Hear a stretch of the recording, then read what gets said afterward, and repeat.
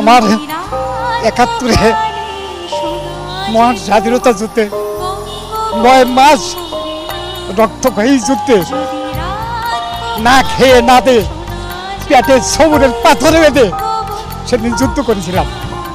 এই দেশের চাই নেই কা, এমন দেশ চাই নেই কা।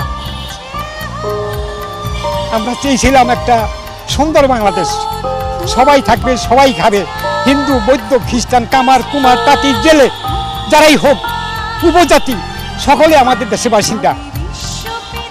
আমরা সবাই একসাথে মিলে ডাক্তার ইঞ্জিনিয়ার যত আছে সকলেই আমরা একসঙ্গে যুদ্ধ করেছিলাম। সেখানে গাউস কুতুব মৌলভী এইখানে যারা আসিল সকল ধর্মের লোক আমরা মহান স্বাধীনতা যুদ্ধে অংশ নিয়েছিলাম। আমরা এমন দেশ চাইনি কা যে এই দেশে আবার নতুন করে খুন খারাপি হবে, চুরি ডাকাতি হবে, মানুষ ঘরে থাকতে পারবে না, ঘরের গরু পর্যন্ত তারা নিয়ে যাবে, এমন চুরি ডাকাতি দেশে শুরু হয়ে এটা তো চাই নেই দেশে।